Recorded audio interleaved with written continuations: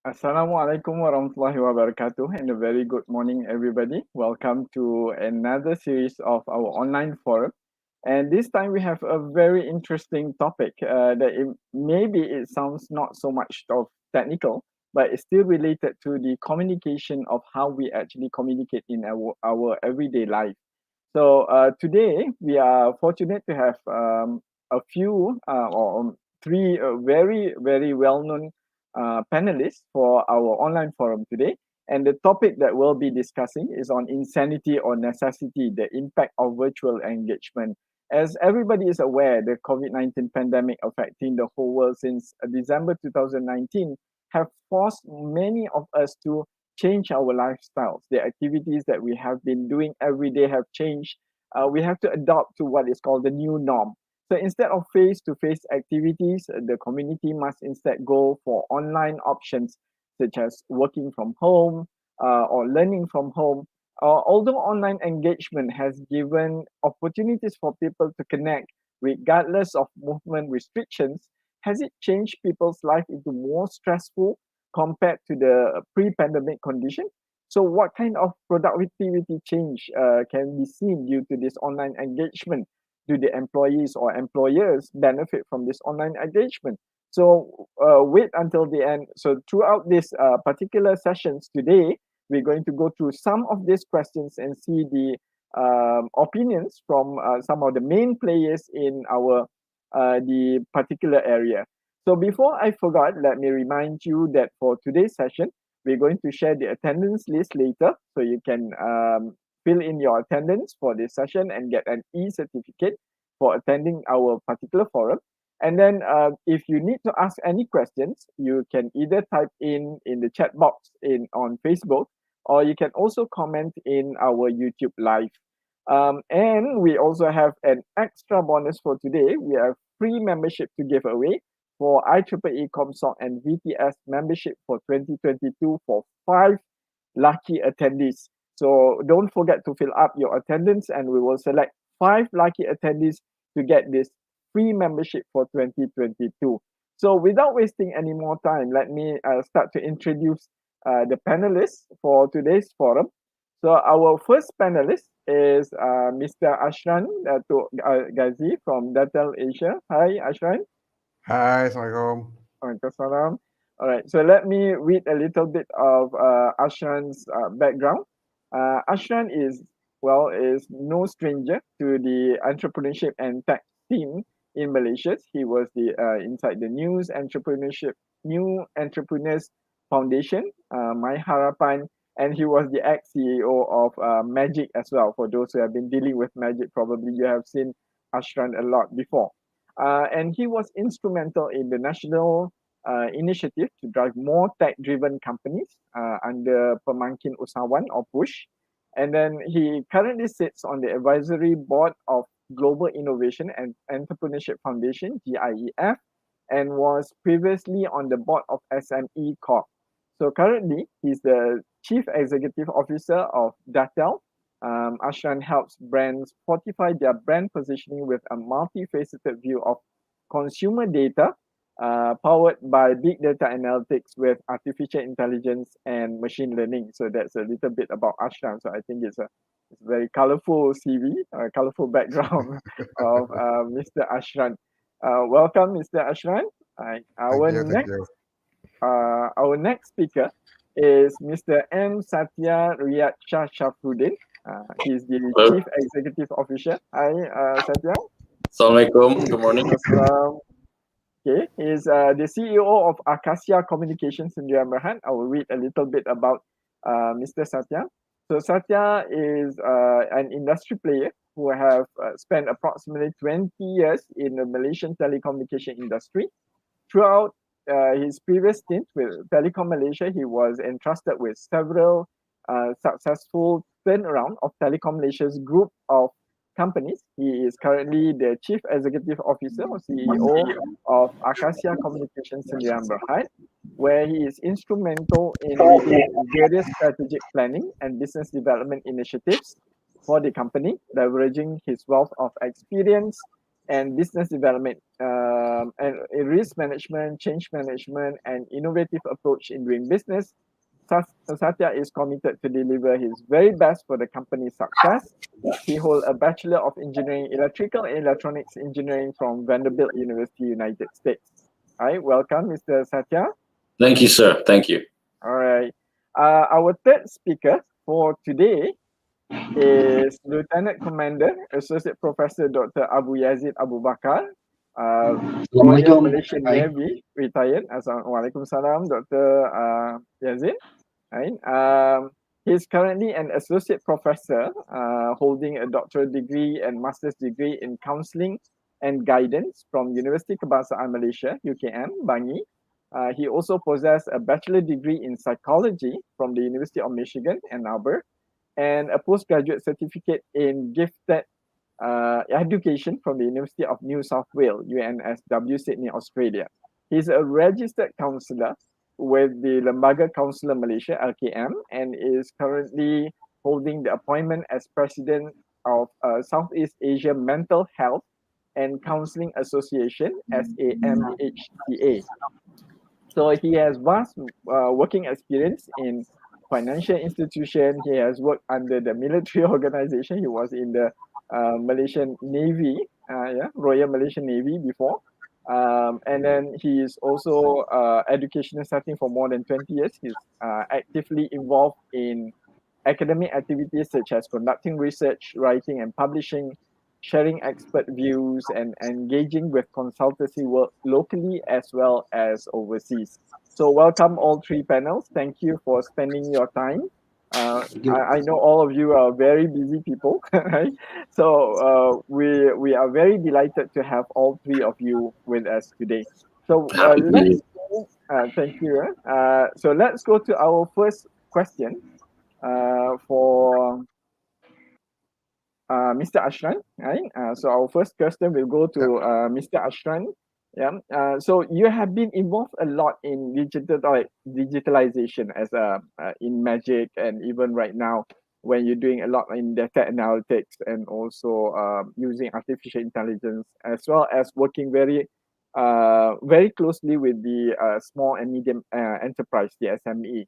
So, what do you see? What is the effect of the pandemic that you see has towards this new working habits and also especially in digitalization? Thanks, Prof. Well, I think everyone has spoken that while the pandemic is seen as a negative from a health perspective, anyone in the technology space in particular would also acknowledge that it has naturally catalyzed the market, not just SMEs, catalyzed the market at large in terms of digital adoption, which is a great thing, because I think a lot of solution providers or service providers prior to this may have had some hard time in trying to convince some of these organizations. But while there is a greater level of awareness amongst the business community, naturally the adoption or even the level of understanding is still a gap. A lot of people that we speak to within the SME sector itself in particular, is aware of the need of digitalization. But sometimes there is also this mismatch in terms of understanding within the market on what digitalization is. Some stops at, if I just put my products into a marketplace like Shopee or Lazada, means I am pretty much well digitalized already. Yes, to some extent, but I think there is still a great need in terms of making sure the understanding is there, because otherwise the SME community in particular is just going to ride the wave, and the true benefits are not going to be realized in a sustainable way. That's taking from a more business front perspective. But when we're talking about the way of operating, right, I usually bucket things into two aspects. There is one aspect that when you talk about digitalization, trying to deal with customer acquisition, trying to deal with the external world, so to speak, that relates to the business. The other aspect of digitalization is naturally about how you are operating your business itself. Sorry, not two, three. And the other part is actually how your workforce is operating, and how well digitalized are the workforce with regards to this. And for SMEs, if you ask me, if they're about to actually start the process of digitalization, they would not go from an operations optimization. They would go in terms of, how can I survive better? And how can I survive better is always from an external perspective. And that is why, to some extent, a lot of the SMEs, when they talk about digitalization, it centers around, if you are B2C or even B2B for that matter, it centers around, e-commerce platforms that allows you to get to the market, which is okay as a start. But as they are progressing, there is a need to get that totality of perspective into the picture also. And I'm sure we'll discuss this in later part of the conversation this morning. But I can't discount the fact that it is very important for understanding level with regards to digitalization. What is important for business owners in particular is to not be too overwhelmed with even the word digitalization. It's to focus on, what are the problems that they are trying to solve, and then be open enough to explore technologies or platforms that would enable that.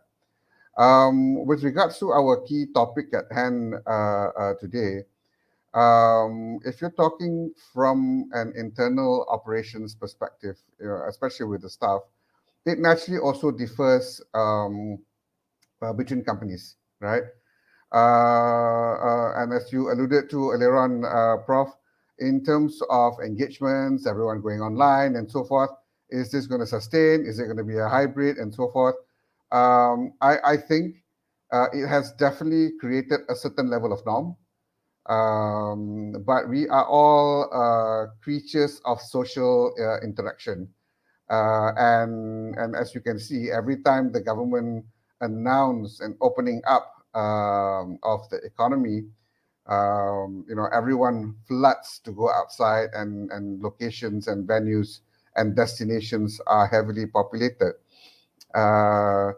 But to just put out there for our further conversation and deliberation, I think based on even our own experience within the company itself, the way forward is probably more of a hybrid. The advantage in the market is that it allows acceptance of virtual engagement as opposed to before. Last time, if you were to set up a meeting online, it is sometimes frowned upon, or somebody would be insistent on meeting a face-to-face. But right now, it is one of the options to meet up or to engage with somebody. But from an organizational lens, even for us, as an innovation-driven type of business, online engagements are awesome when you're trying to do checkpoints, when you're trying to do work in progress type of need, and so forth, or even from a business external front, from your first touch point engagement. But when you're trying to brainstorm about things with team members, it is very challenging when you're purely running on an online environment. Of course, naturally, people have different styles, but most people that I've interacted with have actually said that it's a bit of a challenge when it comes to brainstorming or those kind of discussions that is required. But I think everyone kind of makes do with whatever that was put into them. But moving forward, I do imagine a lot of people talking about the possibility of everyone is just working remotely. You've seen companies in the Western world talking about the possibility of flexi working and so forth. I think it'll be a hybrid. The other thing, and I think maybe Prof. Yazid could probably address this later on also, is that there are efficiencies that we have seen, but from a mental health side of things also needs to be addressed, because not everybody has a comfortable environment in terms of working from home. So organizations or business owners, corporations needs to also take this into account, that there will be a workforce that may not necessarily have the right environment, and that needs to be taken care of. From a business entity lens also, it needs to be a little bit more caring to its workforce, and also flexible. And I think if anything that we probably learned from the pandemic itself, barring the technologies that is enabling work to go on, is that organizations have just got to be a bit more caring, a bit more conscientious with regards to the workforce that they have. Because at the end of the day, for most companies, the workforce and talents are key in driving their business. But coming back to the main question that you asked just now, Prof, I think, the positive side of pandemic, naturally, it has accelerated digitalization. But the level of depth of understanding on what digitalization is still, it's at its infancy stage, and a lot of work still needs to be done. That's it. Okay, thank you so much for the answering the questions. But I think that we will come to later on. And as you can see, with you mentioned about getting the industries to go online and so on, with providing their services to on online platforms like Lazada and Shopee and so on. So that will encourage the businesses to adapt to the online. Correct. It's a good start, right? It's a good start, naturally, especially if they are B2C businesses. But for B2B businesses like ours, I must say to some extent it has increased efficiency. So because we've got presence in Indonesia and Thailand, for instance. So it used to be, I cannot meet a client virtually. I cannot run sessions virtually because culturally it's a norm for you to meet face to face. But so from an efficiency perspective, I cut down on my traveling time naturally because we cannot travel. But efficiency-wise, is that the number of meetings and engagements and the traveling time is definitely a plus. So as a business owner, that is seen as a plus point lah, more than anything else with regards to that. Yeah, but we'll come back to that because I think that will actually relate to what we'll have next. So we're going to stop you for this time, and then we'll continue back with you. Now, next we'll go to Mr. Satya. I think it's very related to what Mr. Ashran was saying just now. It actually, when everybody moved towards online, so it become more efficient, less travel. So that actually, if you look at the negative side of it, of course, the traveling industries is highly affected because people are not traveling, so less, especially like airline companies, the travel agents and so on might be affected. But we go towards the telecommunication industry. So how basically does that affect the telcos as ACASIA is one of the telco providers not just in Malaysia but in Southeast Asia. So perhaps you can actually share with us how this online engagement is actually affecting your business as a telco provider itself. All right. Thank you so much, Professor, for that question. But before we begin, let me just touch a little bit on traveling part. As I was driving this morning to the office, I saw something that I've not seen for many months. It's a jam. It's a road. It's a highway full of cars, right? So I was in a jam for about 10 minutes or so. It's not a bad thing because I kind of like it. I missed it, being in the car jammed with everyone. You miss having the traffic jam for the last 1.5 years, is it? Exactly. And the best part is this: as I was, next to my car is another car, and I saw a girl, a lady driver, with bulu mata yang, eyelashes that is long. I mean, it tells me that people are dressing up, going to work, and people are going back to what it was previously, right? So it was quite a sensational, happy feeling for me, looking at people coming back to work. And yeah, it's a fun feeling. But before I go to your question, Prof, may I, allow me to express my heartfelt gratitude to be invited into this panel discussion.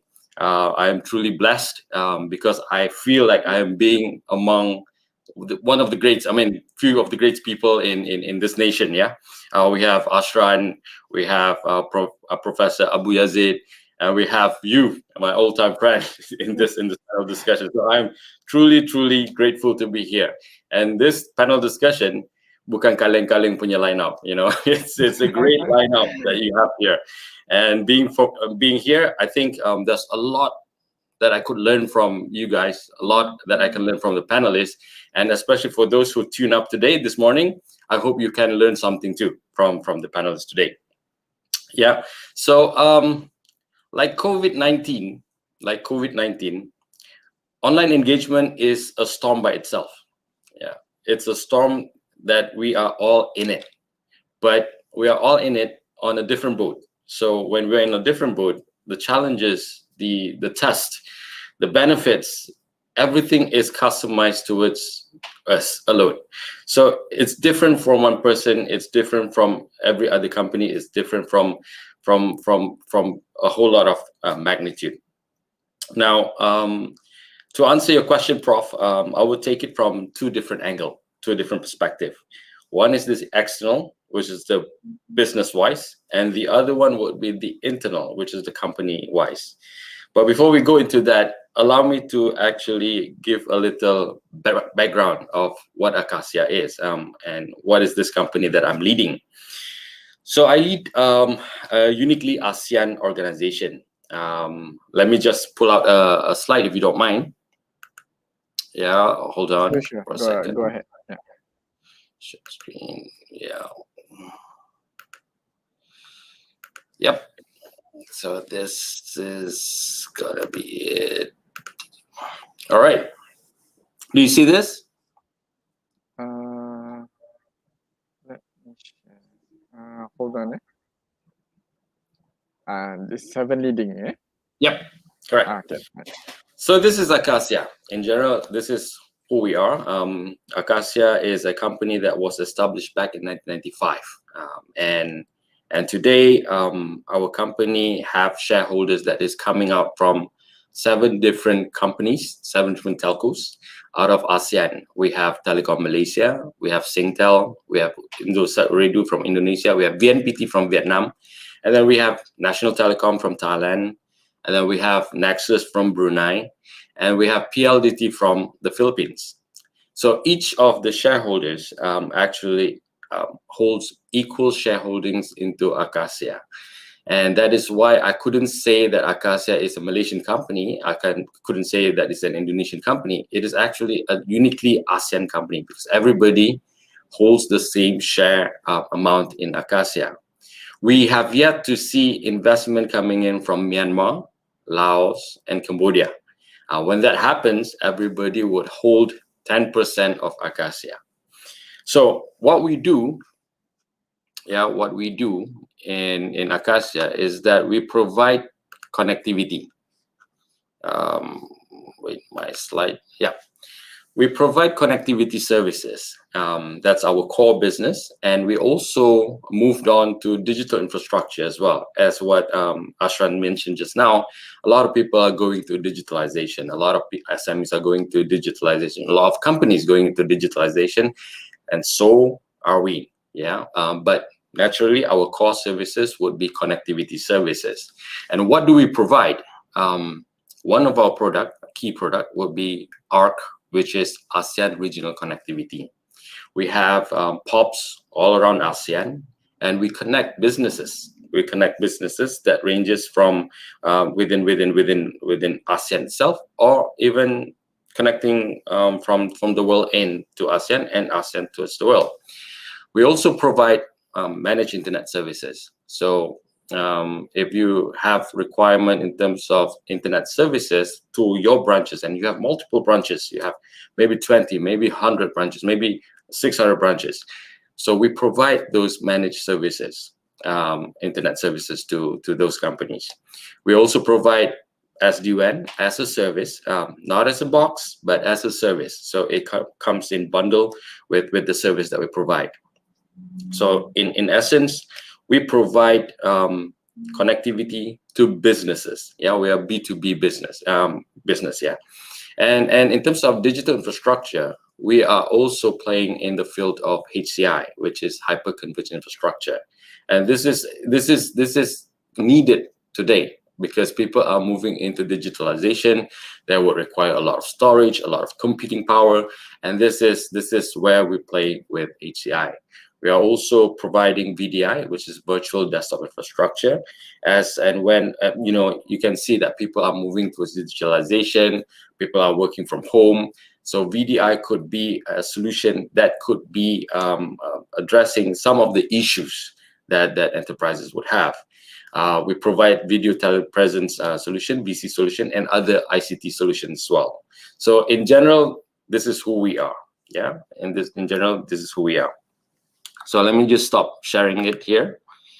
And then, yeah.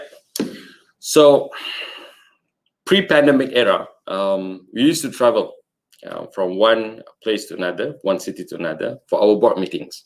And I miss that. I really do. I really miss traveling from one city to another for our board meeting. Today, our board meeting is conducted over virtual meetings, and that's the best option. Like Ashran said, that's probably the best option that we have today.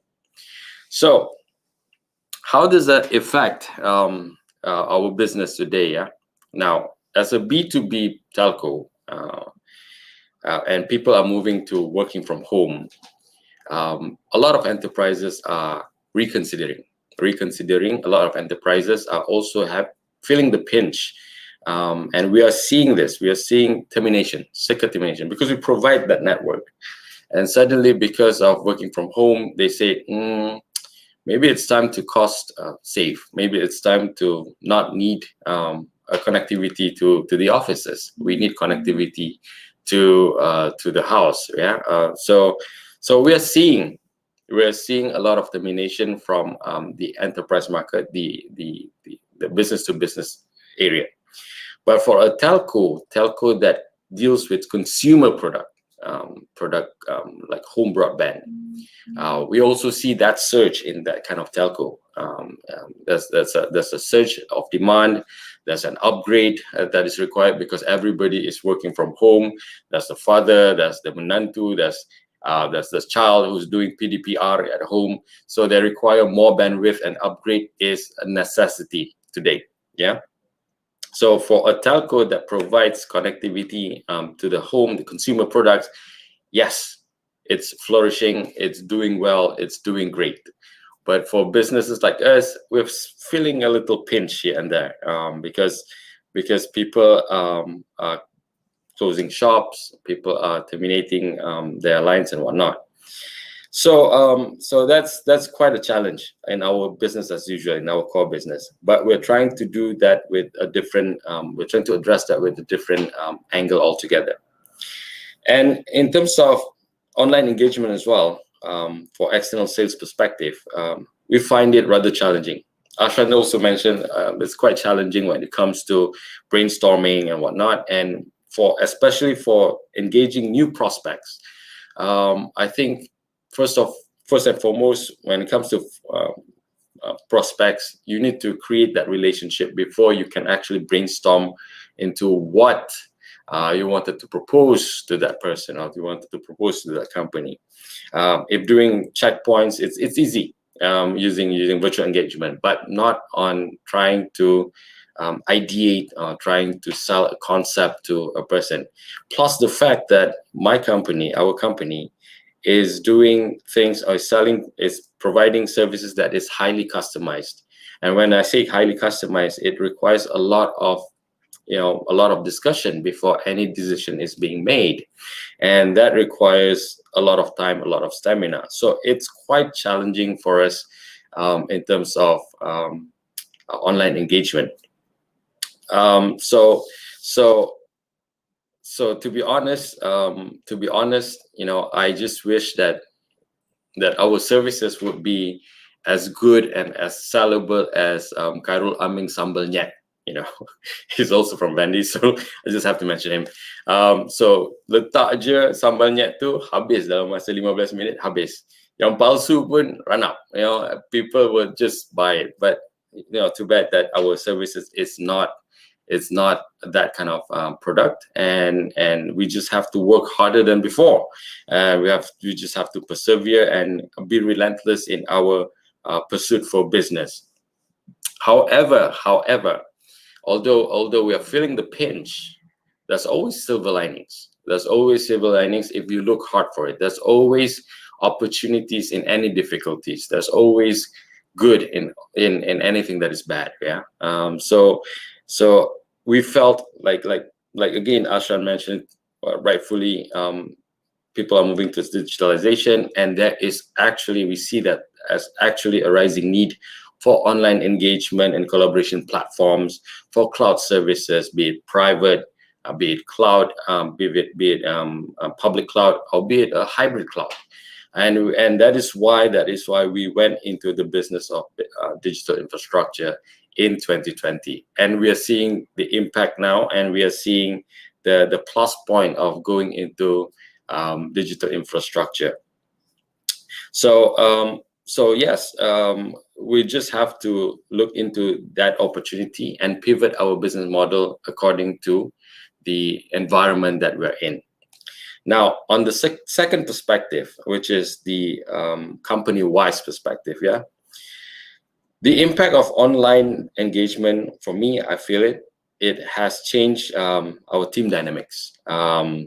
It too poses a different type of challenge in terms of our engagement within the company itself, and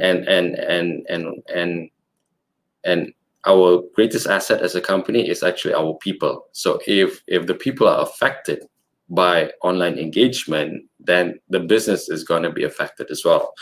So what I saw since 2020 and 2021 is that the business that I have, that we have here, we are seeing high turnover rate, meaning to say people are leaving the organization because probably they are just going out to do something else, something different, or probably there are people who value them more than we do over here, or probably they're just looking into something different. So I'm seeing a high turnover rate in the company, even when we increase our benefit packages to help the team in terms of broadband to the house, in terms of medical bills, even when we implemented annual increments. And we're not talking about salary cut. No. We are talking about salary increment and bonuses. People still leave. And even when I'm such a nice guy, right? That's right. People still resign and leave. I guess this is where the Americans got it right, because they are saying, they're coining it, the Great Resignation. After the Great Depression, after the Great Recession, now it's the Great Resignation. Hey, since last year and this year, within these 2 years, we are also seeing resignation from our prime ministers, 2 of them, right? So I guess it's right to see resignation happening everywhere. Now, in the US, I guess the main reason for resignation that was cited was actually burnout. People are getting burnt out during this COVID season, and some are concerned with their mental health, and some are still genuinely concerned with the pandemic situation. I guess people today are having a high level of anxiety and very low morale, and this resignation have impact to our operations, because when people leave, then there's going to be someone else who's taking over the job, or there's not going to be anyone who's taking over the job, and that will impact to our operations, to our momentum, to our dynamics. But it is not all that bad. See, COVID-19 actually gives us a million reasons to resign.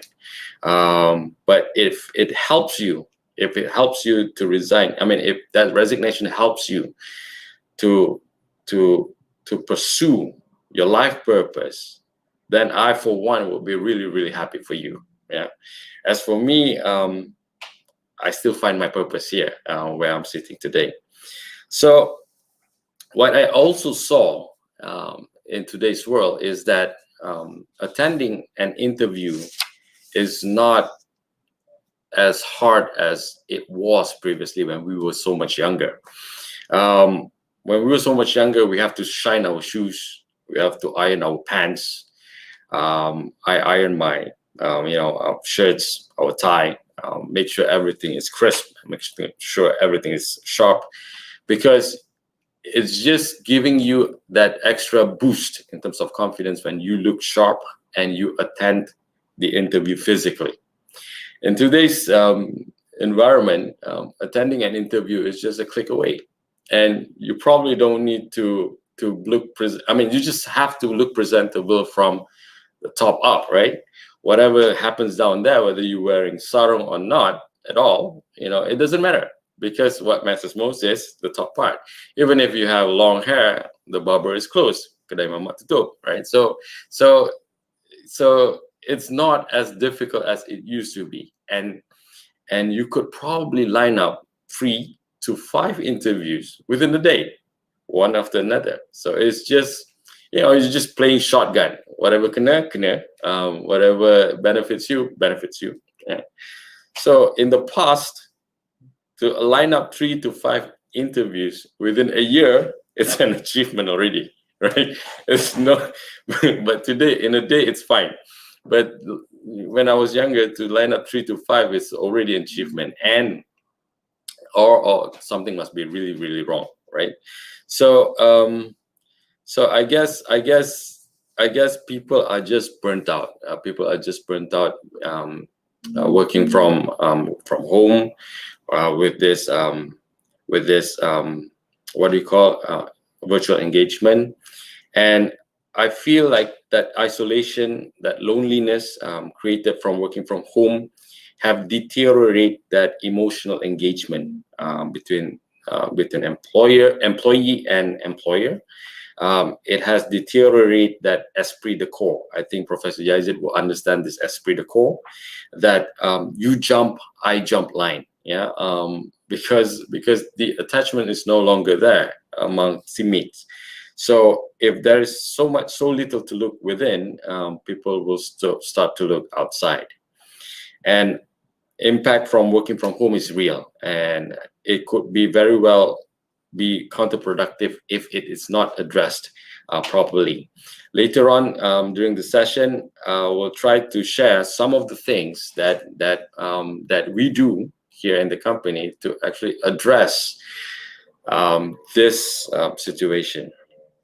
And as a leader myself, I urge other leaders out there to practice empathy, to be compassionate of our engagement with our colleagues, our teammates, and to listen to the pulse on the ground.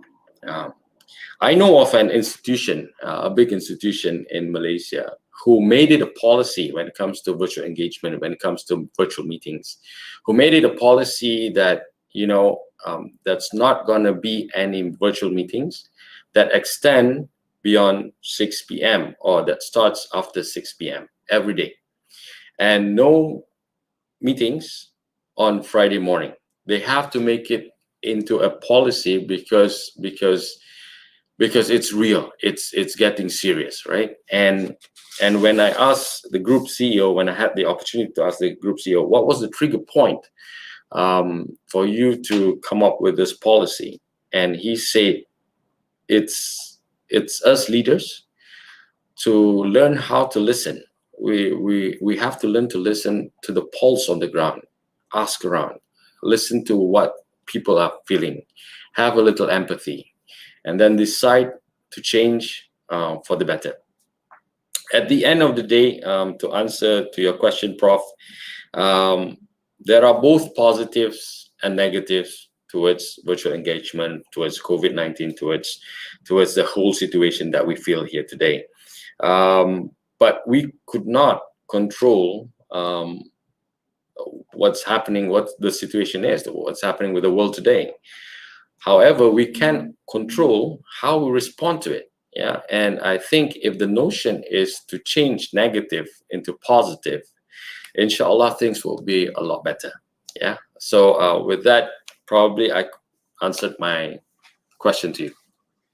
Okay, thanks a lot, Mr. Satya. I think I think I know which company you're talking about, but of course we won't mention it here.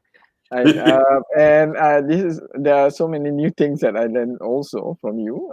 Basically, I didn't know that Carol Ami is also from Vanderbilt. Oh yeah, yeah. Right, So you must be proud of it. Yeah. Oh yeah. And we have an example of an engineer who later on he's an engineer, right? And then Yes, he was. So an engineer who actually becomes an entrepreneur and make like sambal and selling sambals, like millions of it. Probably Ashran will also know about it as an entrepreneur.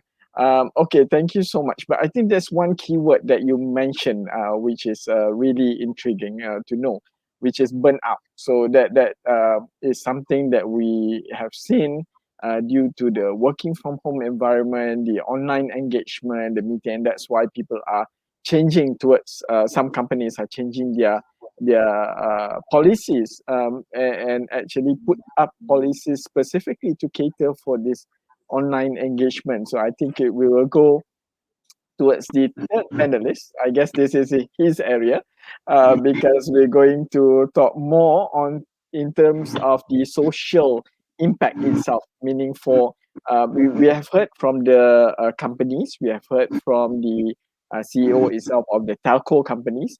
And previously, I always thought the telco companies are making a lot of profit from this online engagement, but now we know it's more to the shift from B2B to actually home users. Now even the I would say the stress is also shifting from office to home. So perhaps, Dr. Yazid, maybe you can look at how, maybe you can explain to us, or in your opinion, on the social impact of this virtual engagement towards the normal people, or even the employees themselves. Okay.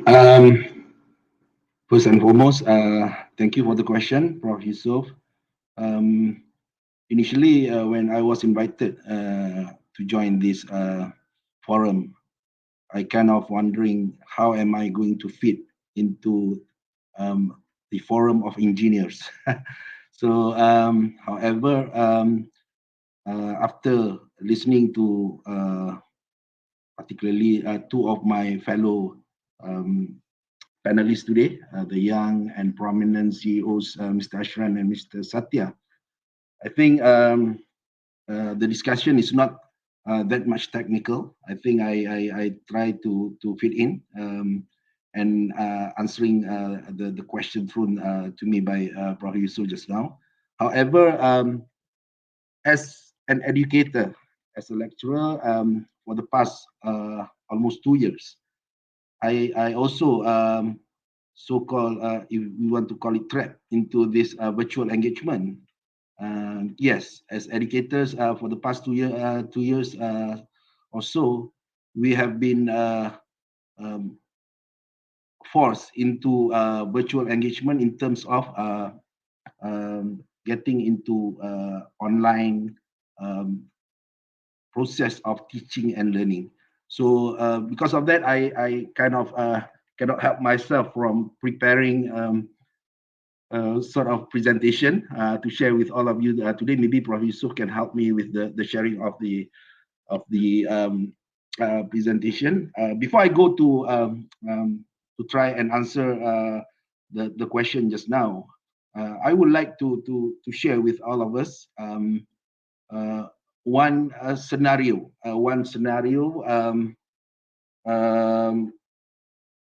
The detailed description of a VUCA world. The VUCA world is a concept. Can I see my presentation, Professor? Okay, I actually already shared your screen. Perhaps you can go to your slide. Okay, all right. So, okay. We can see so, a VUCA world there. VUCA world. This is basically a concept. Concept of world in the future, initially proposed by U.S. Army War College prior to the September 11 incidents, the attacks to America. Initially, the concept was evolved around national defense and security. However, nowadays it is well adapted into business, industry, management, leadership, and other professional fields. So why am I sharing this, ladies and gentlemen, is because the COVID-19 pandemic basically fits all the descriptions being uttered by the VUCA concept. The volatility, the change is rapid, violent, unpredictable, and uncontrollable. The uncertainty, the present is unclear, the future is uncertain, making it hard to prepare for. The complexity dimension, many different interconnected factors. We feel chaotic and confused. And last but not least, the ambiguity part of it, the lack clarity or awareness about situation, root cause of a problem. So that's why as I said just now, the COVID-19 pandemic fits this VUCA environment descriptions, whereby, like it or not, we have been forced for these past two years or so to live in new normals because of this the uprising of this pandemic. You have to start living in various health orientated SOPs, wearing face mask, use hand sanitizers in our daily lives, vaccinate yourself, or else fill in the blanks. So then the new norms of social interaction restrictions, whereby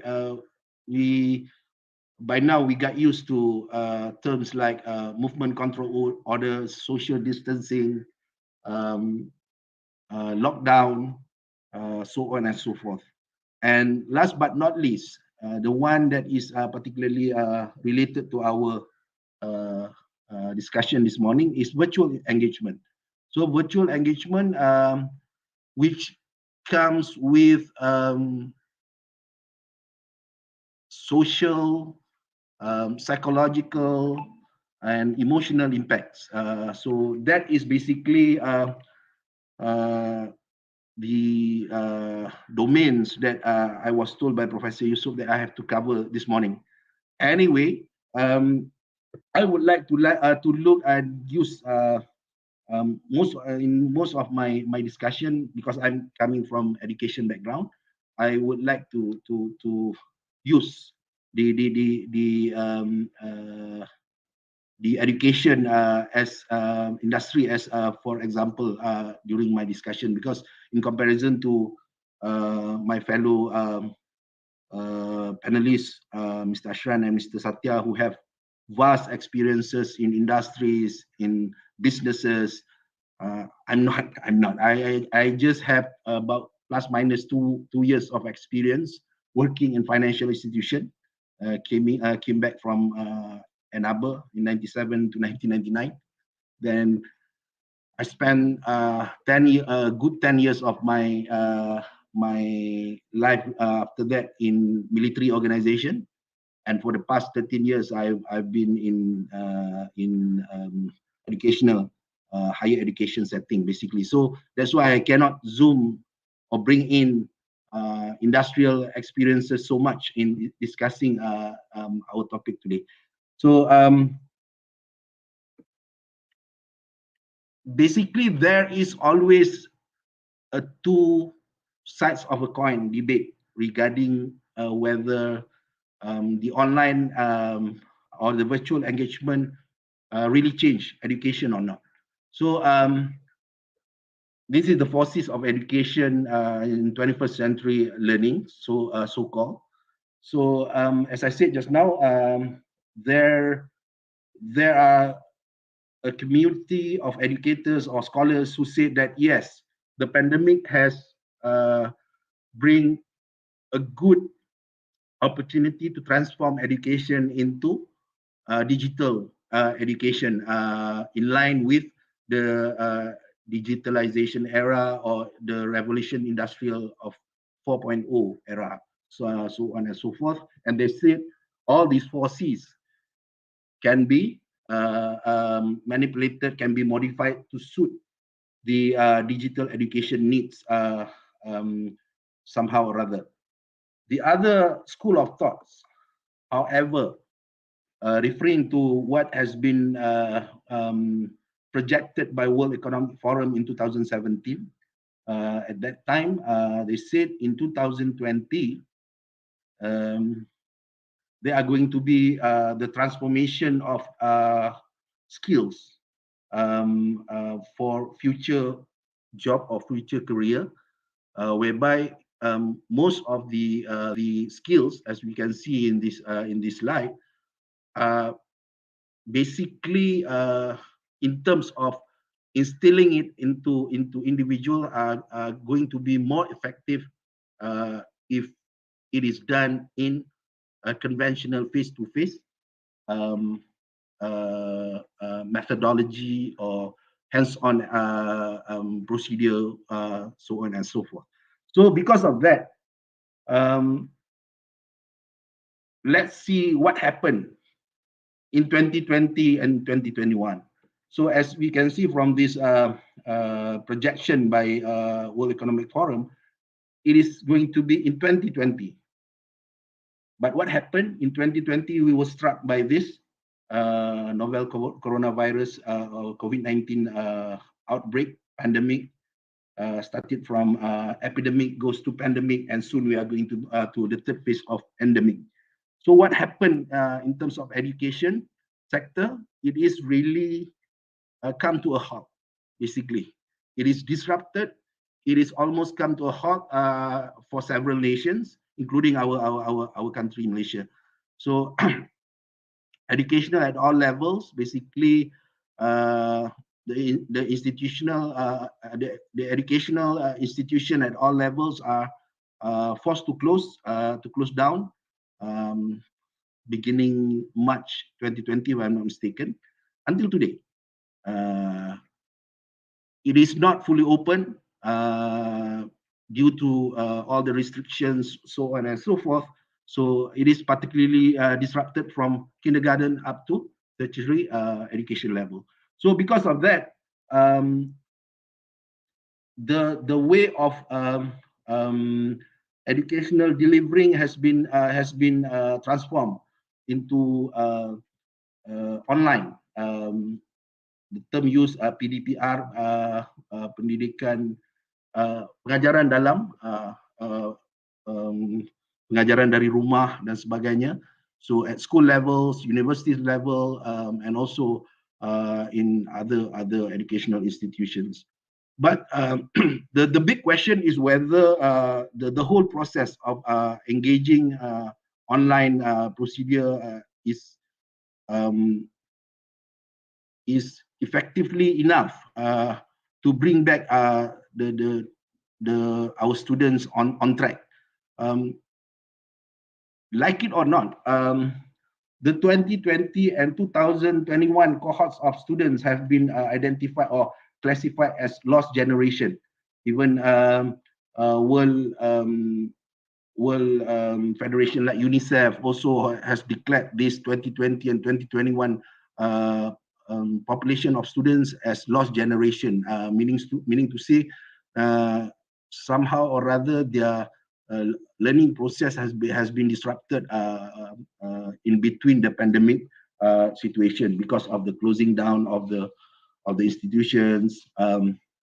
The problems, even though some of the nation come out with all these innovative solutions like proposing online learning, virtual engagement. The question is how effective is the procedure? Let's look into our own experience locally. There are so many problems when the online teaching or the virtual engagement has been, I don't know whether it's a right word or not to say forcefully implemented at school levels, even in universities level, because when it was put in place, there are so many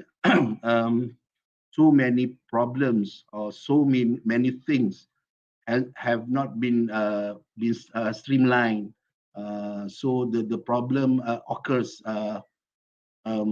among the teachers, the students, the other stakeholders involved in the whole education process, the parents, the policymakers, whatsoever, so on and so forth. So the big question when we implemented the virtual engagement in the teaching process, teaching and learning process here in our country at all levels is whether it is well accepted by the community, by the especially the teachers. Are they ready? Are they being forced into conducting this online teaching and learning with proper training, with proper guidelines and policies being outlined to them? Are our infrastructures ready in terms of maybe telecommunication perspective, the internet line? We have seen rare isolated cases like students in Sarawak, for example, have to climb the tree in order to get the coverage of internet to enable her to go through this online teaching and learning process. So in terms of policy, our policy makers at the ministerial or state level, do they have all the detailed policies or guidelines in implementing this? So these are all the questions that need to be addressed before we can say that yes, in terms of education sector, virtual engagement or online learning is okay.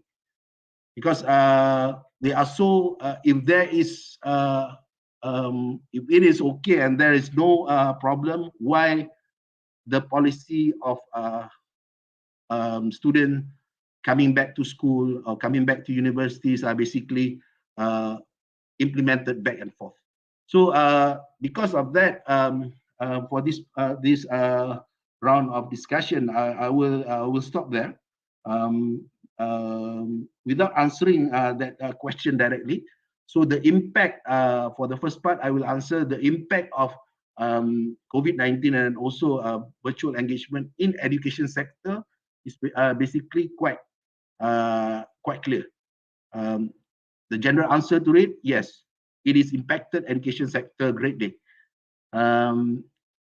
Whatever being done, whatever being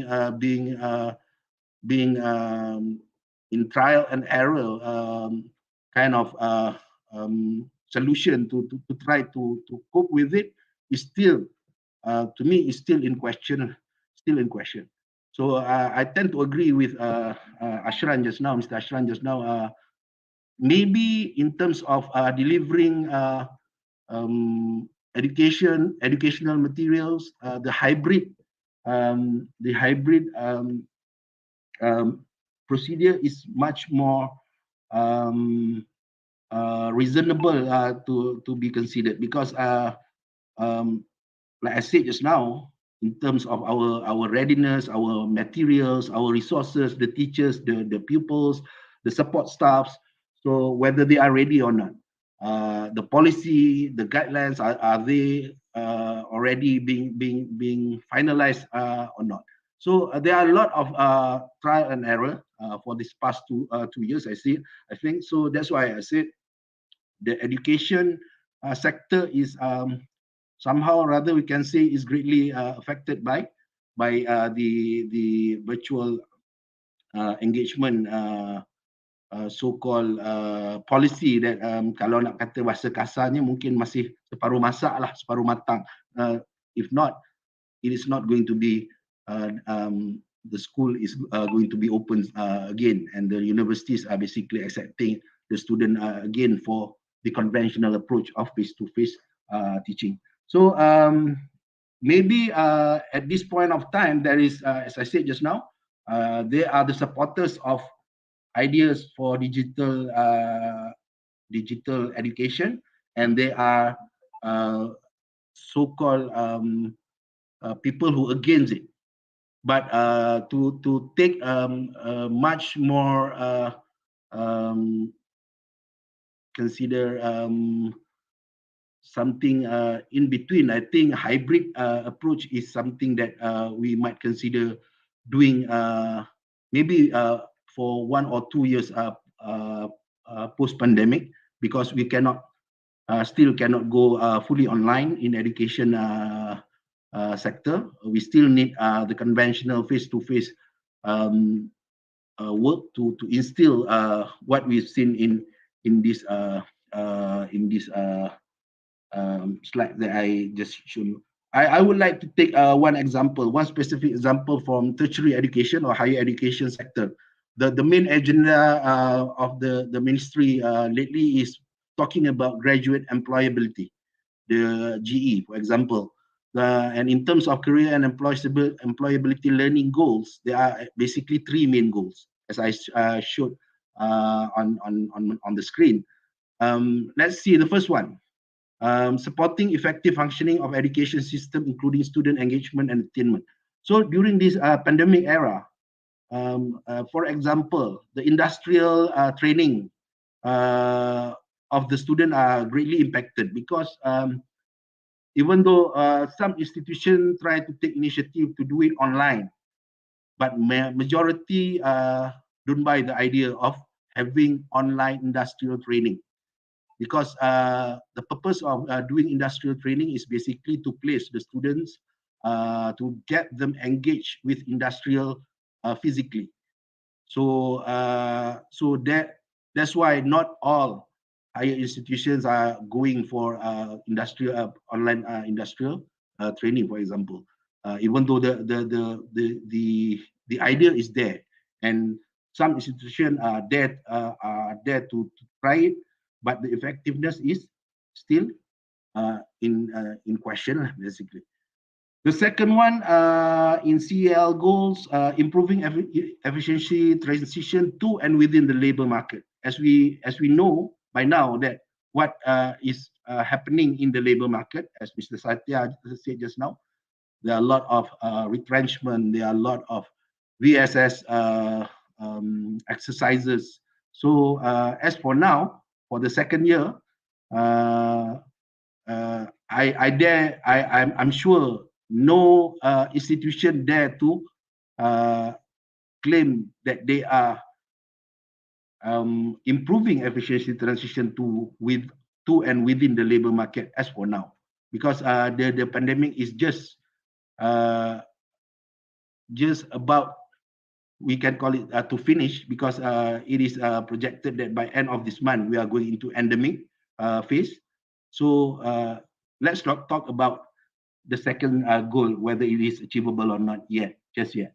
The third goal is to support array of social policy goals, including social mobility and social inclusion. Definitely during this 2020-2021, there is no mobility programs in tertiary education as what have been done in the past.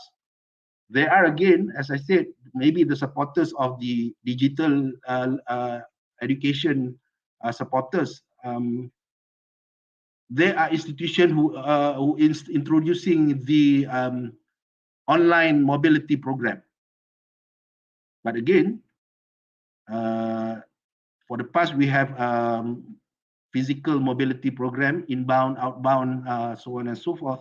But using the online procedure, even though it can be done, but still the question is how effective in the fulfillment of objective of the programs to the students, without attaching them or without sending them to the site physically. So this is a specific example of how virtual engagement impacted the education sector, particularly in this example that I'm using is in the tertiary level. So by discussing this, I hope we can see that the two sides of a coin debate that I said just now, without denying that the education sector have been impacted by this virtual engagement approach. So I think let's stop there first. I give it back to you, Prof. Yusoff. I'll keep the psychological, the social impact for the second round of the discussion, maybe. Okay, all right. Thank you so much, Dr. Yazid.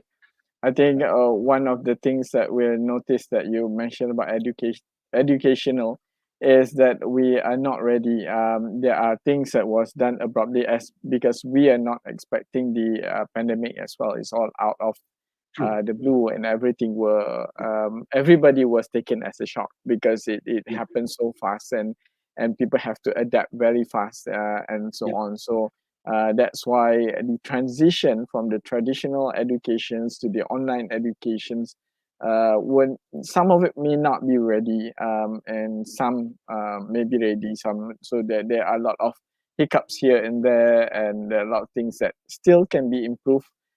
especially in terms of the education. So thank you so much, Dr. Yazid. Now we go back to Mr. Ashran. I think Dr. Yazid mentioned about education, and I think Yep. you mentioned about something about education at the beginning as well. So we are moving towards endemic, where is the third phase of this. We have the pandemic, and then now we have the endemic. So we are moving back towards normality. I think Satya was saying that he missed all these traffic jams, and I think some people really enjoy. But there are some people who feel that they enjoy the traffic during pandemic because there is no traffic jam, right? But that's not my question. My question will go back to the education. And you actually mentioned about educating the SMEs or the digital industries themselves. Some industries were not ready to go towards digitalization, and some of it were really affected where they cannot go digitalize, and then they have to actually go for bankruptcy. They have to close doors, and they have to stop because they were not able to cope with it. But we have already seen some of these changes even before the pandemic, where instead of the cash transactions, people already started with the what do you call it, with cashless transactions using paywave, etc. But now with the pandemic, it actually even push it forward faster, where people try to use less cash because they want to reduce the number of transaction itself. So how do you see the industries are going to cope with this endemic? Where are they going to move forward with the digitalizations? Are they going to be affected, especially some of the small and medium enterprises, where now they have this new life of they can go back to going out and sell their stuff. So how is it going to be like after this pandemic? What do you see the post-pandemic effect on the businesses? So, Prof, there's a couple of things that you're saying there, right?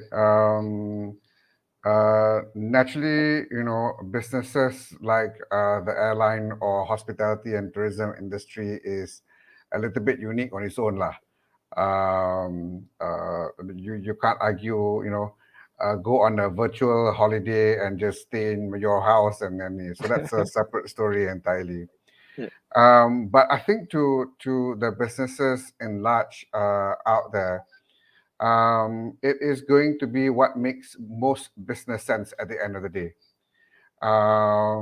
Government or service providers can actually go out and try and promote all these solutions.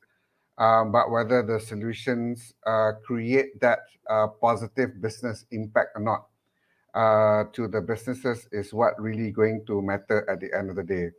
And it's going to matter whether they're going to continue using it or not. And naturally, if they have invested in one form or another on a digital platform, so to speak, they will continue using it. But just like what we do in Dattel, it's all about understanding consumers. What business wants to do is one thing, but how consumers are reacting is also another thing. And if we are just entirely gung ho about 100% digital environment and everything can be done digitally, it may not, like I said earlier on, and I think Prof. Yazid mentioned this also just now, address the social animal aspect that we are.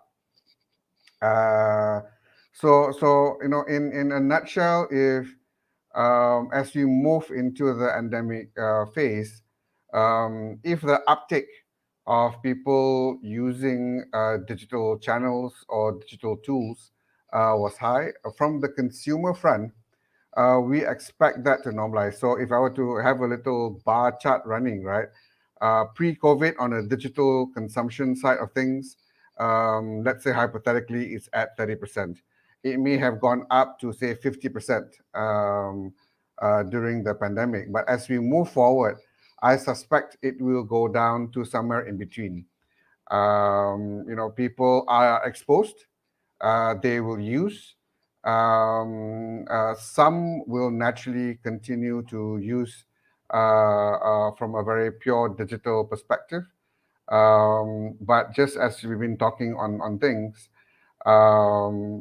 anything that we do in the context of digital cannot be because we want to go digital and hence we go digital. It is a problem that needs to be solved and hence we go digital. Only then the sustainability of the adoption will be there. But my suspect is that it will be somewhere in between where we were before and where we were during the pandemic. But having said that, even though it is in between, then businesses have got to also be looking at future-proofing their business in the sense that this pandemic is one scenario. Even as we move into a pandemic environment, that balancing act, the hybrid that we were talking about, having multiple channels and starting to improve efficiency also within the organization itself is going to be the norm. The like I mentioned earlier on, also the upside with regards to the whole pandemic is it has made people or pushed people who may be reluctant before into a situation where I must look at it. I must look at how can I ensure that I can still deliver my service. How can I also ensure I can still sustain my business? How can I ensure that my operations of my business can still run even if we're not going to the offices itself? So it will come, it will not be at its peak during the pandemic. It will digress a little bit, but I think it will then move back up or forward after that. If anything, from a curve, it is a net positive curve, and it is really up to business owners out there to ensure that they continue on that journey itself, because they cannot afford. I mean, this is the pandemic. Something else could happen. And I think that's what's given or accelerated from an awareness level. It's almost, from, if I take at a government lens perspective, right? No amount of campaign can create a better awareness with regards to digitalization than the pandemic could have done. And as an entrepreneur, and if you talk to other fellow entrepreneurs also, there are always opportunities within a crisis, and it is how best that entrepreneurs or business owners out there capitalize on the current crisis that we had before, so that they can actually not just future-proof the business, but for some businesses that is able to take a step back, there could be catalyzed on new ways of doing things. And when I say new ways of doing things, it's not just moving from offline to online. New ways of doing things even changes the whole business model of the product or service delivery that they are trying to do, because then it will keep it more sustainable. And I do want to pick up a little bit from what Prof. Yazid was talking about with regards to the education side. And while I was touching on the SMEs front just now, but I was also intrigued by some of his points that Prof. Yazid mentioned. To be, Prof. Also tried to put it crudely just now. I will, add on the crudeness with regard to the education side. While we were not ready, but I think we sometimes overthink in terms of how things need to be done, number one. And that sometimes disrupts a little bit in terms of how education was delivered, be it at higher level institutions or even at the primary and secondary side of things. Of course, there are questions with regards to accessibility of device and connectivity. but more fundamentally is that there are many ways to actually solve the problem. And sometimes if you think too much from a technology perspective, it also hinders the creativity of how to solve that problem. Um, and and I also think that the education sector, just like how business owners needs to rethink in terms of how things are done, I think the education sector had a perfect opportunity also to rethink and even reimagine how education is done and to leverage that catalyst to be able to change things that may have been difficult to change before. I mean, video conferencing and online learning has been there for the longest time as a technology, but it has probably accelerated in a very exponential way during the pandemic. But that to me is still at the basic layer. What do we do beyond that? If you don't make that bold shift right now, you are not going to make that bold shift when things go back to the normal, because there will be other people in the ecosystem that everyone is dealing with, be it the business front, be it the education front, that will hinder the drive to do that change. If you ask me, we've kind of missed a little bit on that opportunity to transform dramatically. But like all things, it's not too late. There is still a room. Some can be driven by the private sector, but some can also be driven from the government front.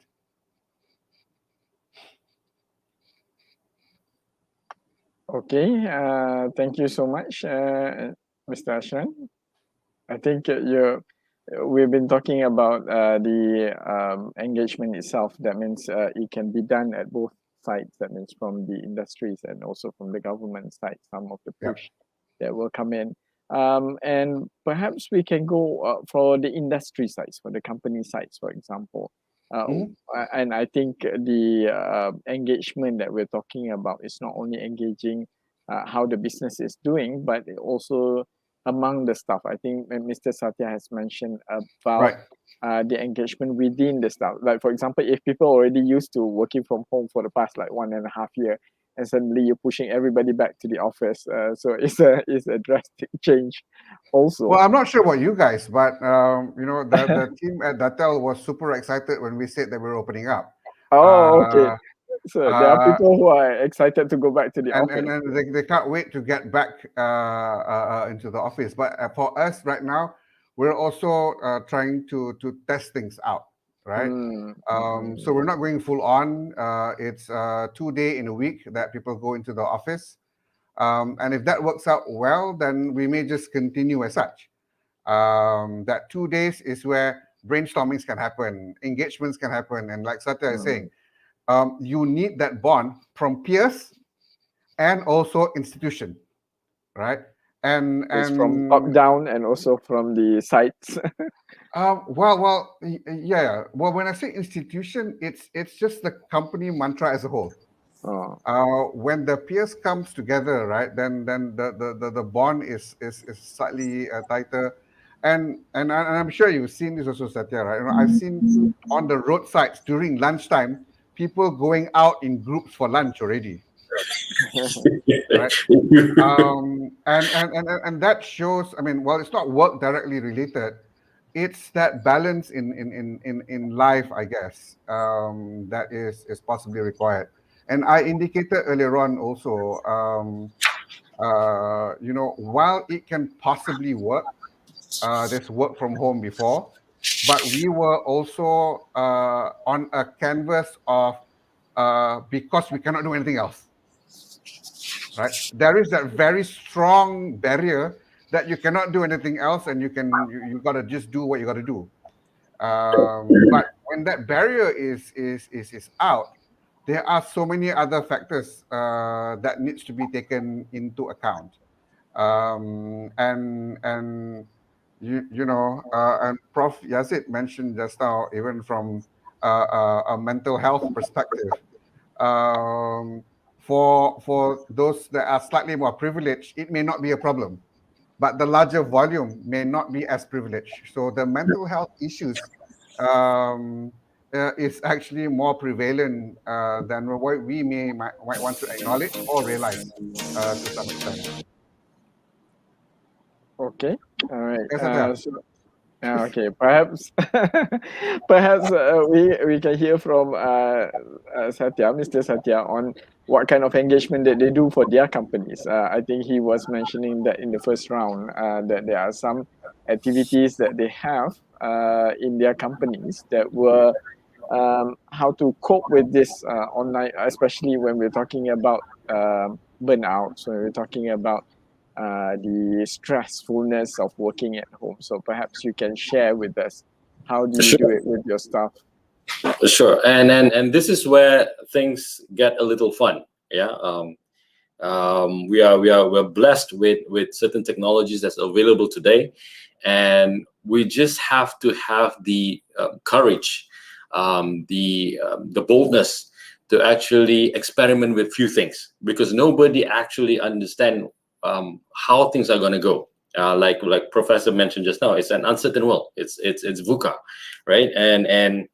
And I guess Ashran also mentioned new ways of doing things, and I love that phrase, new ways of doing things. We can't just use the traditional ways of doing things and convert it into digital. It doesn't work that way. It has to be an upside to it, an upgrade to it. Yeah, and what happened was, in our company, every year we will have this EEI, Employee Engagement Index, where we provide questions, surveys on checking out how the people are doing, how the employees are doing, just asking, hey, how are you doing, and whatnot, a series of questions. But the results that we see is that while it's good, I also see pockets of, again, what I mentioned earlier, burnout, pockets of isolation, and pockets of diminishing esprit de corps. Yeah, and this is for me is a crucial problem that we have to address, and we have to address it quickly so that the blow is cushioned and it does not affect our business as a company. So to bring the team back to office, and I would love to bring back the team to the office, would not be advisable today, and it wasn't advisable in middle of this year. So again, virtual engagement is the next best thing, is the only thing, is probably the best platform that's available to us. So what I observe with PDPR, we were talking about education just now, right? What I observe about PDPR with my kids, and I have 3 kids, and one goes to a private school, and the other one goes to SK, Sekolah Kebangsaan, and it's the same thing, you know. Even though the private school have scheduled online classes, and the SK comes ada tak ada, you know. Even this morning, oh, it's offline. Oh, tomorrow it's online, you know. So what I notice is that my kids are never focused. They are never focused. They will just be focused into saying hadir atau saying here, you know, just for attendance checklist. But they're never focused into the class. What happened was they're on their laptop, tablet, and they have their other you know, devices on with Roblox in it. So when professors say it's a lost generation, I think it's a Roblox generation. So it's funny, because I thought it was just my kids, but when I come to check with some of my friends, they are also facing the same things. And kids nowadays, they're not worried about rotan.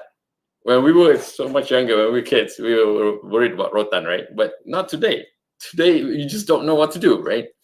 So I think we just could not take the traditional classroom settings where there's one teacher and 20 students into a digital classroom, one teacher and 20 students inside it. So I feel there must be a new way of doing things. And this is where you break the 20 people into smaller groups with certain commonalities. So that is exactly what I did in the organization. We have about 40 people here. So what happened is that I break the team up and cluster them into a group of 4. Yeah, a group of 4. And I called this session Open Mic with MSR. MSR is me, and I'm just having an open mic chat. So we conduct this every Friday, just an hour or so, with each group. So what I found out is that the effectiveness is great because people are engaged in it, because there's only 1 to 4, right? And we don't talk about things that is truly revolves around work alone, but more of it is talking about experiences, sharing experiences. I share my experience of life, I share experience of work, I share some leadership wisdoms. And best of all that session is that I learned a lot from the team. I learned a lot from people. And I think as a leader, it's important for us to learn from the team what they know, what they have experienced, and what their perspective is. And most importantly is their ideas. Because I found out, my experience is this: when people start giving ideas, it tells you that this person have something. Yeah. When that person gives idea, it gives them this motivation of accountability, because it's their idea.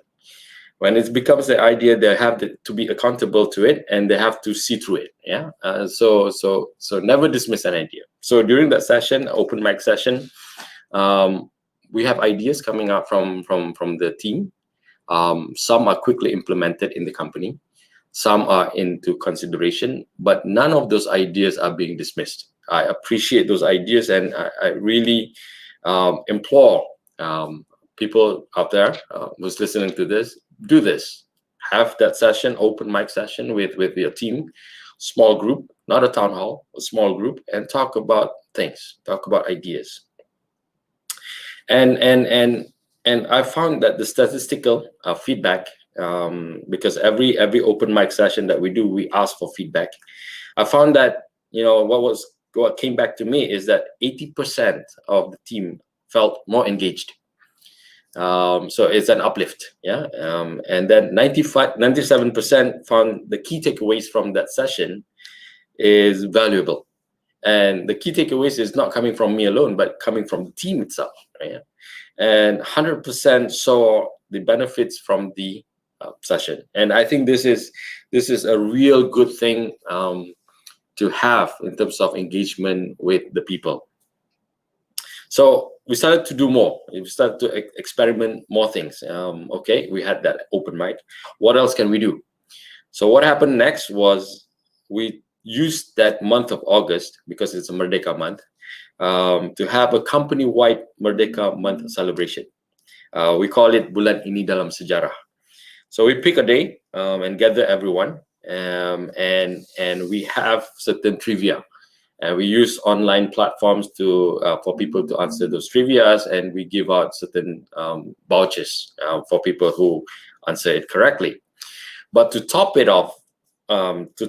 all of it off is that we divided our team into 5 groups, and each of this group have to perform a certain performance. Yeah, and this assignment was pre-assigned to them a week earlier. So what I saw within that week is people started to have online engagement, online meeting, and even physical meetings to actually discuss how best they can address, how best can they come up with a certain presentation for that day. So I saw the spirit of camaraderie is coming back. I saw the esprit de corps is coming back. I saw that fire that the team have to present the best version of themselves, right? And this is important, although it is extracurricular. But I think it's important because, again, we are a social being, we are a social animal, and we need that teamwork to happen again in a great way. Yeah, and I saw this, and I thought the session went well, and we had so much fun on that Friday, and I see the spirit is coming back to normalcy. Yeah, so so it was good, right? Now, soon after that session, and we have few other sessions that we do, some gamification here and there on online engagement and whatnot. But soon after that session, one person came to me and said, "Hey, you know what? Oh, I think we can expand this engagement further. Yeah, further. How big of this engagement gonna be?" He said, "Let's do it ASEAN-wide." And I said, "ASEAN-wide, that's pretty big." And he said, "Yes, let's do a talent competition," because he saw it within the team itself. And he said, "Why don't we do a talent competition within the shareholders? So the people from Indosat, from PLDT, from Nexus Brunei, from VNPT can actually come in and have a talent competition." And I thought that was brilliant, and I was thinking about it, and this could be some extracurricular activities that we could do as ACASIA, as a uniquely ASEAN organization.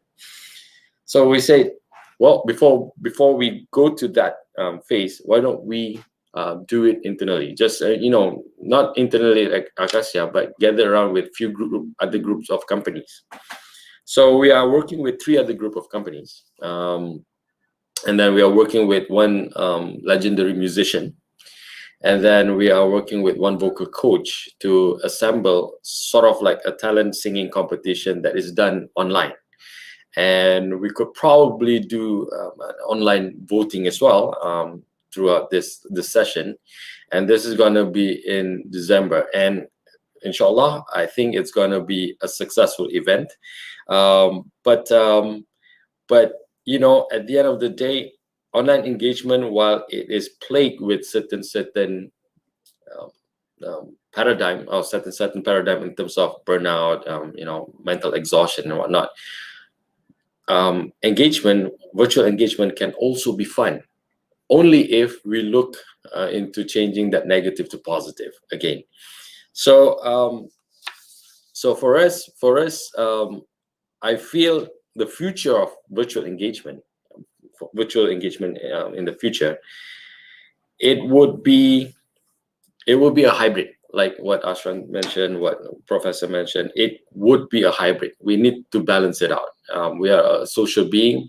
Maybe today it's 60%, 70%, like Ashran said. Maybe it will be reduced to 50-50, maybe 60% physical, 40% virtual.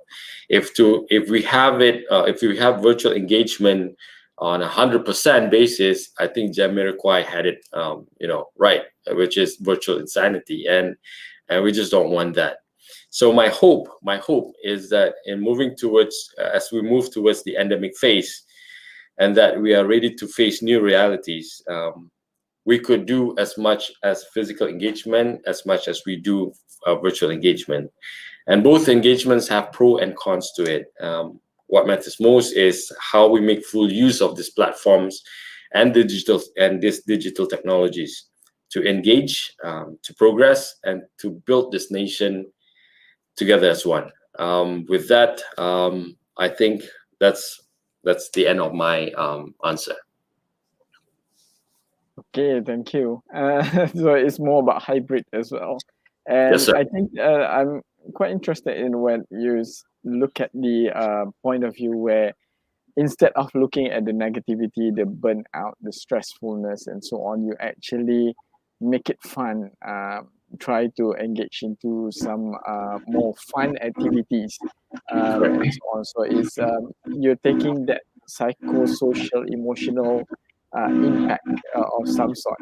Well, I'm not a psychologist background, so I think Dr. Yazid will be probably would be better to explain on that psychological. The word is psychosocial emotional impact. Correct? Correct me if I'm wrong, Dr. Yazid. I think it's better. So I think what Mr. Satya is doing is that he is taking that negative side and try to pump in some positivity into the activities. So maybe perhaps Dr. Yazid can help to explain more, since you have a psychology background, or with your All right. psychology background and your counseling background, perhaps you can explain more on that part. Okay, thank you, Prof. Yusoff. Again, before I go to that part, I basically very attracted and kind of grateful to what have been observed and shared by my fellow panelists just now, even though they are not from educational industry, but they have a very spot on remarks and point of views, as what Mr. Ashran just now said.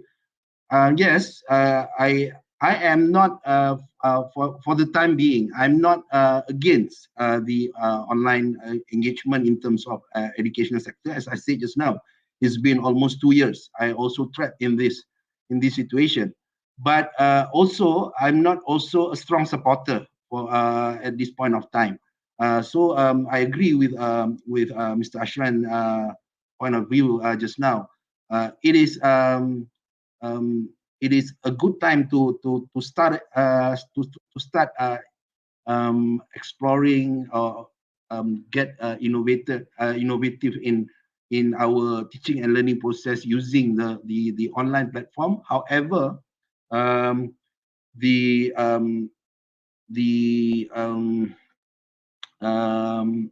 parties with all the rights and all the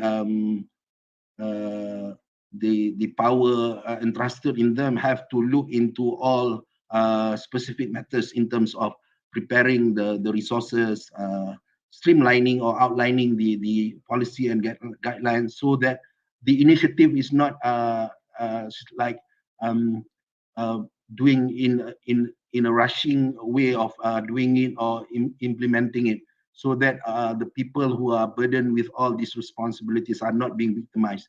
So until such time, for myself, I will support the idea of online engagement in education, but more things need to be refined and looked into before it's being basically implemented in a very stable or effective ways of doing it.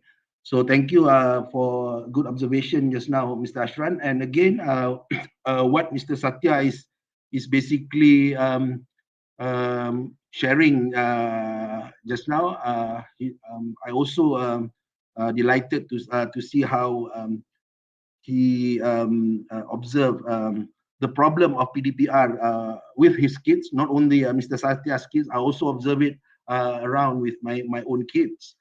So this is the things that need to be really studied and really giving focus by all the parties that I mentioned just now, so that we will have a very good approach of delivering educational materials to our future generations using this platform, online or virtual platform.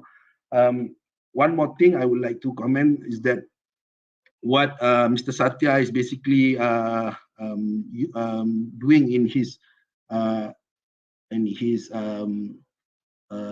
company is basically a very strong educational strategies, the cooperative learning strategies, breaking a big group of people into small groups and then facilitate the groups, sharing the experiences, brainstorming. That is basically a well utilized educational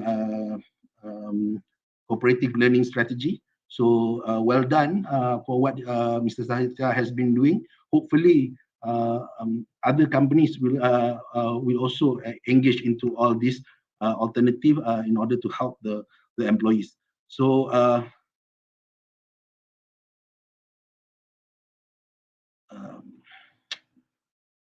I have closed.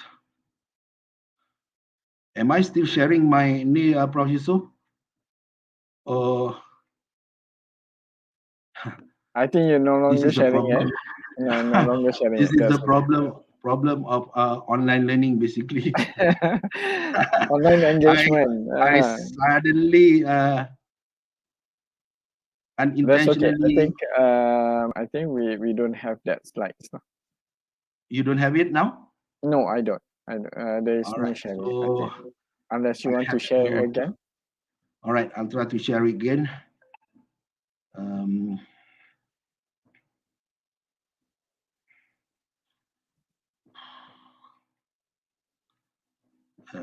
Sorry.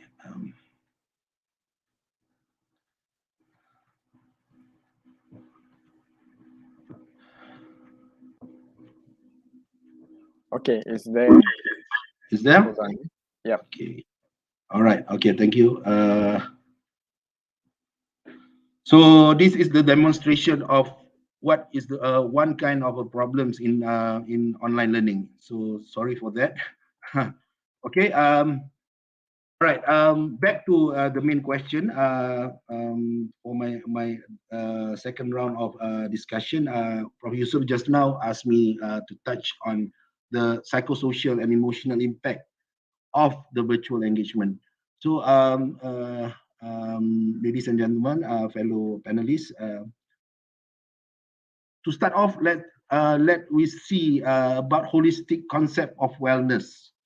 When we are talking about individual wellness, basically there are 6 dimensions. So during this COVID-19 pandemic and with the virtual engagement, basically all the dimension has been sort of modified. Occupational, we heard a lot from Mr. Ashran and Mr. Satya just now. Physical dimension of wellness are also being modified nowadays. They are virtual run, virtual sports activities happening a lot during this pandemic. Social dimension, we know a lot of thing has been restricted during this pandemic. Some of them has been turned into virtual platform shopping, for example. There are a lot of online shopping being done during this pandemic era.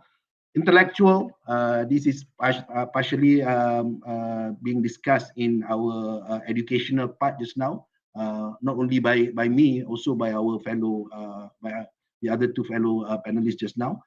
The spiritual dimension also being modified, or if we don't want to call it disrupted, all this while. For the past 1.5 years or so, we are basically learn to get engaged in kuliah maghrib online, kuliah subuh online,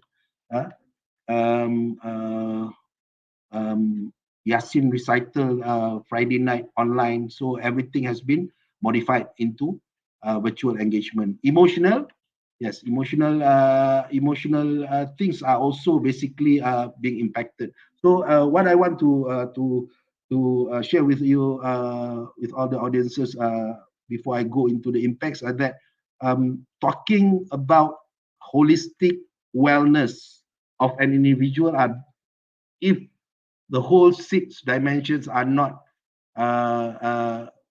being dysfunction. So in this era of COVID-19 and also related to virtual engagement, basically to say that one or more of these dimensions are not being dysfunction is not correct at all. But how if we say it's being modified, it's being adjusted, so it might somehow rather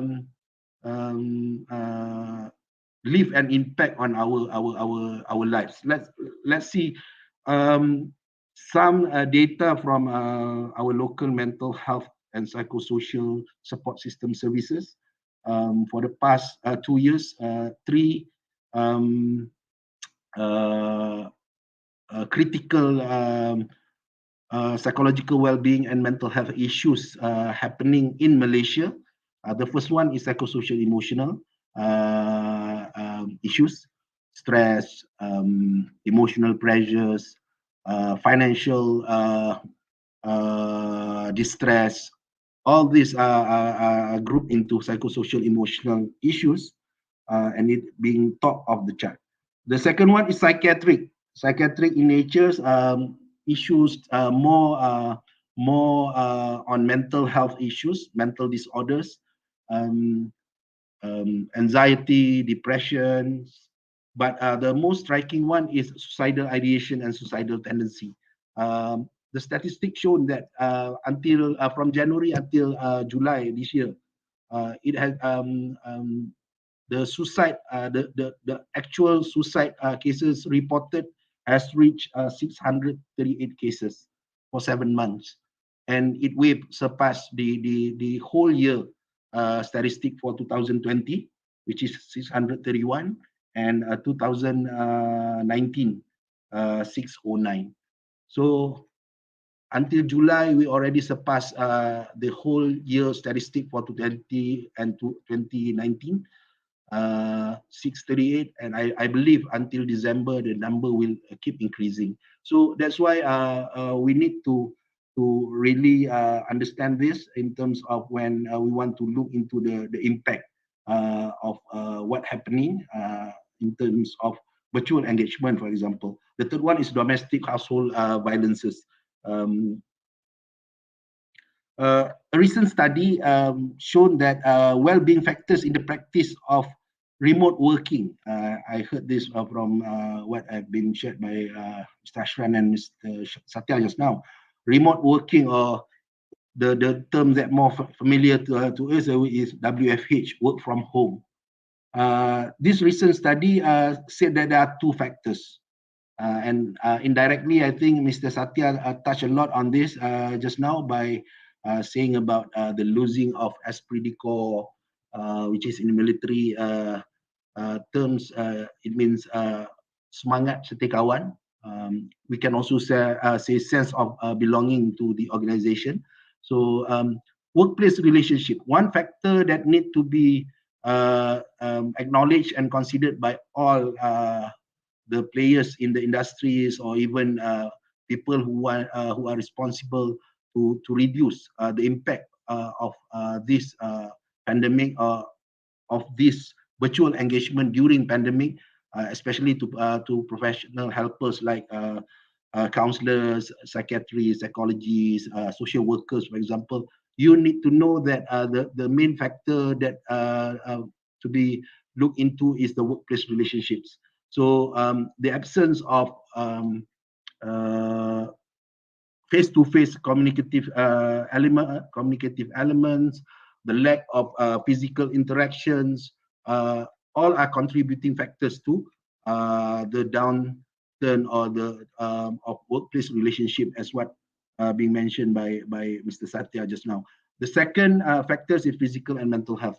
Definitely, working from home or remote working contribute to the increase of physical and mental health issues, like it or not. So that's why I tend to agree, like what Mr. Ashran and Mr. Satya said just now. Now we are going into endemic. Hopefully by end of this September, everybody is eager to come back to the offices to work like normally, because as I showed on this slide, it is basically scientifically proven that remote working and work from home, even though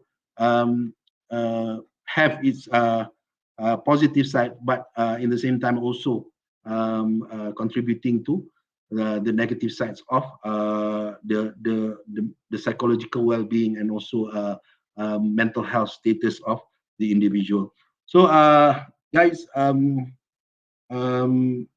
basically summing up what because as I said just now, I learned a lot from points sharing by Ashran and also Satya, because they are basically having the the on-site hands-on experience in doing it.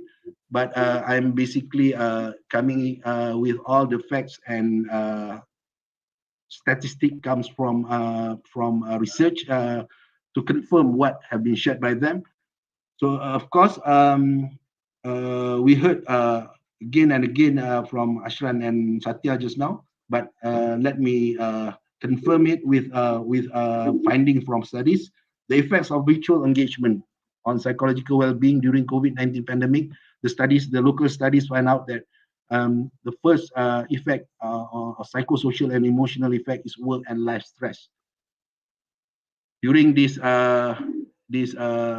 duration of working from home, engage in online routines, the work and life stress has been said to be increased tremendously in our communities. Again, if I were to take the education as process as for example, during PDPR, the working stress is on the teachers' side, whereas the life stress is basically for parents who have to manage the kids at home, as what Satya said just now. So because of that, while we are trying to solve the problem using the online platform and virtual engagement, the work and life stress is tremendously basically increasing, skyrocketed in our community members. The second one, compassion fatigue and burnout. We heard this burnout phrase again and again from Satya just now. So yes, in organizational setting, lots of employees claim that during this online virtual engagement, the working hours is not the working hours are not 8 to 5 or 9 to 4 like usual. It has to be extended up till maybe at night or early in the morning to suit all the pre-determined criteria, so on and so forth. Hence, these long working hours, plus sometimes it is normal for us, for example, educators, we have to open like 2 or 3 gadgets at one time, attending a conference, joining the meeting, the online meeting, and at the same time delivering classes, so on and so forth. It is definitely the fatigueness and the burnout things has also increased in this time of COVID-19 pandemic. So that's why, in relation to what Satya said just now, it is basically because stress, fatigueness, and burnout is always psychologically related to people losing motivation, have low morale in working, and subsequently leaving the workplace. So that's why it is basically directly related to the high turnover rate, as what Satya said just now. The effects of virtual engagement also in the studies found out that anxiety and depression increases. Anxiety in terms of adolescent teenagers who are basically cannot go to school, especially for the students who are basically facing standard national exam this year or last year. So the anxiety not being addressed will later on become depression, and if still not being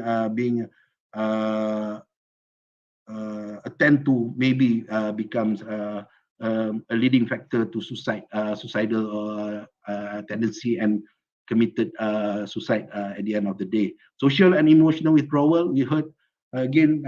So I'm basically quite easy with this part, because my fellow panelists has mentioned this thing in their sharing just now. Social emotional withdrawal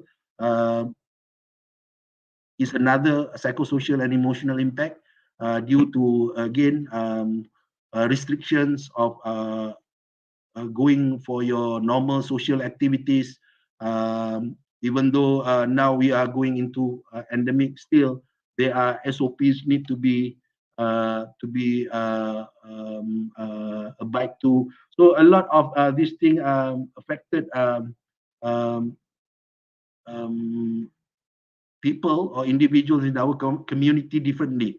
So some who are not financially affected, maybe they are quite okay, but people in B40 groups, probably whoever have financial constraints and have other things that will contribute to their emotional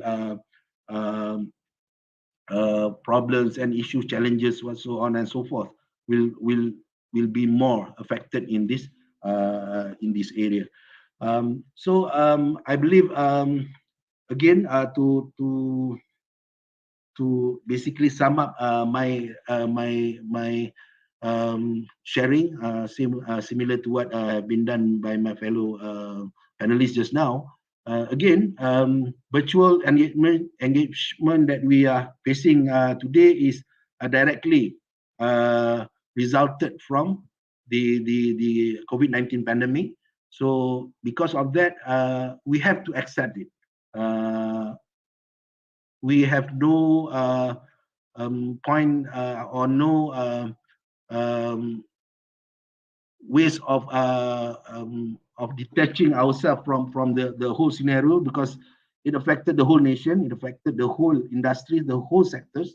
So now the thing that we need to do is to adjust ourselves to try to overcome or reduce the impact, the psychological impact, the psychosocial, emotional impact of having to be doing all this on virtual platform, or to have deprived of all the normal things that we usually do it in the past. Not easily go to mama already nowadays if you don't have vaccinated for 2 doses. So what we can do is manage ourselves. So that's why, again, to sum up what I've been sharing today, to reduce the impact, to keep ourselves healthy in terms of psychological dimensions, and also in terms of our mental health status. Maybe for short term, we need to have a provision of psychological first aid kit. Maybe in organization, what Satya has shared just now, what Ashran has said just now, is need to be done by the business organization or industry. Provide self-care program, provide stress management, short courses in order to help the employees to deal with those stresses or those things that are basically pressurizing them at this point of time. For long term, in the community, in the organizational setting, we should have established a stable psychosocial support system, whereby maybe it's about time to have professional helpers in the organization, the psychologists, the counselors, to provide all this helping assistance when it needed the most. And last but not least, we also have to think of this new proposal of having work-life balance. Despite of all this virtual engagement that, as I said just now, many reported that they have to work long hours, so it is better to go to office like usual. But the new concept that we must understand now, it is a work-life balance. So the organization has to start engage into this strategy also, because as what being said by my fellow panelists just now, the workforces that you have are basically human beings. So human beings have their own need and necessity. So that's why in dealing with this virtual engagement, look into the necessity of the workforce and don't ever get into the insanity part of it. So to avoid that from happening, we have to learn how to balancing our work load or work requirement with our life requirements, because we have families, we have our loved ones, we have our social activities needs to be considered also, and it's not all work all the time. I believe we don't want to be to turn into Japanese culture in terms of working ethics. So with that, I think Prof. Yusoff, I think I pass it over back to you, because I think I sum up all that I need to share with the help of, basically, I think I learned a lot from the other two panelists, and I hope it's in line with the forum objectives. So thank you for the opportunity. Thanks. Okay, thank you so much, Dr. Abu Yazid. Since we already go 2 rounds with all the panels, and so far I don't see any questions in the chat box or the comments. So we already reached our 12 o'clock. I think we have got quite a lot of information, so a lot of inputs from the panelists. Perhaps we just go one final round in case if there is anything that you would like to say. So we go with Mr. Ashran first.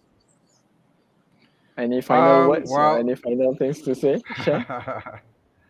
I guess if anything is, for businesses out there, number one, take the opportunity of the changes that we're facing right now to transform. If not necessarily to immediately transform, but to take that first step of transformation itself, whether it's in education or whether it's on the business front. Secondly, I guess to remind myself and also other business owners that while we are focused on making sure that all our businesses are sustainable, caring for our workforce is also equally important, as highlighted by some of the panelists. That's it. Okay, thank you, Mr. Ashran. Mr. Satya, if you have any few more words. All right. I believe that everything in this world happens for a reason, and the sharing by Professor Teddy is a bit morbid. It's a bit bleak, yeah. But we as humans, we just have to find that opportunity in every difficulties, that positive side in every negativities. So stay positive, everyone. Stay safe, and I hope we will enjoy this together, and hopefully there's always light at the end of the tunnel, as what he promised. فَإِنَّ مَعَ الْعُسْرِ يُسْرًا إِنَّ مَعَ الْعُسْرِ يُسْرًا. Thank you. Okay, that's a strong word at the end. Perhaps we go with Dr. Yazid, your final words, if you have anything to say. Okay, basically similar to what has been said by Ashran and also Satya. I believe I sum up mine just now, but for closing words, I think in this challenging era, we need to embrace technology, but in the same time, don't forget the humanity part of it. Okay, that's all I think. Okay, thank you so much. Thank you for the time that you have given. And as a token of appreciation, since we are doing virtual engagement, we also have a virtual token for you.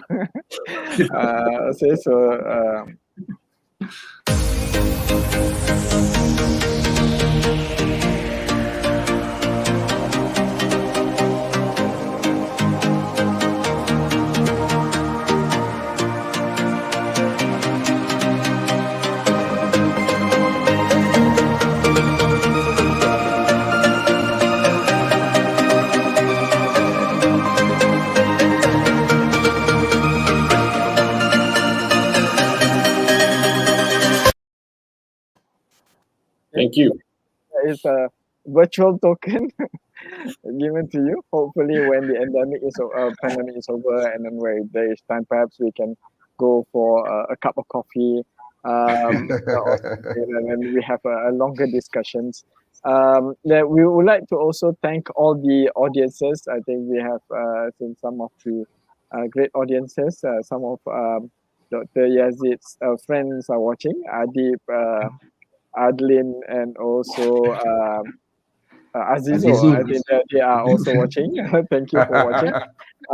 And for the information of the attendees, Dr. Yazid and Mr. Ashran are actually my colleagues back in Michigan when we were doing our undergraduate studies. And Satya is my junior and colleagues at Telecom Malaysia. So we know each other very well.